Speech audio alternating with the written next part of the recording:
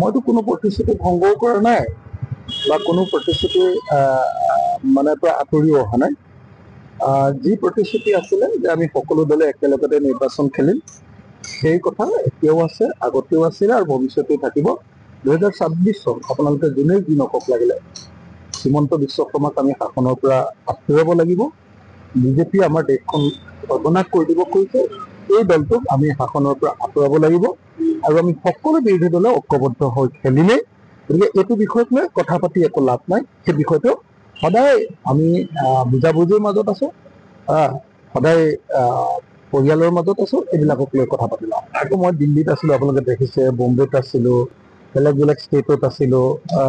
Basically মই তেওঁলোকৰ পৰা পলিটিকেল ফেল্স, ফাইনেন্সিয়েল ফেল্স, চব ধৰণৰ সহায় বিচাৰি মানুহবিলাকলৈ গৈ আছো।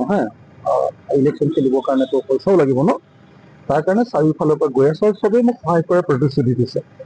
চব যাক যাক লগ ধৰিছো এতিয়ালৈকে 100% পাৰ্টি বা লিডাৰে আমাক সহযোগিতা কৰাৰ সকলো ধৰণে তেওঁলোকৰ লিডাৰ্ছবিলাকে আগে ভাষণ দিয়া, তেওঁলোকে আমাৰ কেণ্ডিডেটবিলাকক অলপ অলপ সহায় কৰি দিয়া, লজিষ্টিক ছাপৰ্ট বুলি যাক কয়, সেইটো কৰি দিয়াৰ আমাক প্ৰতিশ্ৰুতি দিছে। গতিকে সেইখিনি তেওঁলোকৰ পৰা সহায় লাভ কৰিম আৰু সেইটো কাম কৰি আছো। গতিকে মই সঁচাকৈ কৈছো, আপোনালোকে মিছা বুলি ভাবিব পাৰে, মই কোনে কি কৈছে মই সঁচাকৈ শুনিবলৈ সময় পোৱা নাই। কালি ডাইৰেক্ট আপুনি দেখিছে, গৈ প্ৰথমতে যোৰহাট কোৰ্টত সোমাইছো, যোৰহাট কোৰ্টৰ পৰা আহি কালি ডাইৰেক্ট মিটিঙত আহিছো। মিটিঙৰ পৰা কালি দিনে নিশাই মিটিং হৈছে, অকল গা ধুবলৈ গৈছো, ভাত খাই আহিছো, আকৌ মিটিঙত বহি আছো। মিটিংবিলাক পেণ্ডিং হৈ আছিলে, মই যেনে তেনে আহি পেণ্ডিং মিটিংবিলাক এতিয়া চালু কৰিছো আৰু 1 তাৰিখৰ পৰা আমাৰ দলৰ যিটো আনুষ্ঠানিক প্ৰচাৰ, আমি পোষ্টাৰ লগাবলৈ অনুমতি দিম এছপিৰেণ্ট কেণ্ডিডেটবিলাকক। তো আমি প্ৰচাৰ অভিযানত যাম, আমি আমাৰ কি কয় ভিডিঅ' অডিঅ' চব প্ৰচাৰবিলাক আৰম্ভ কৰিম।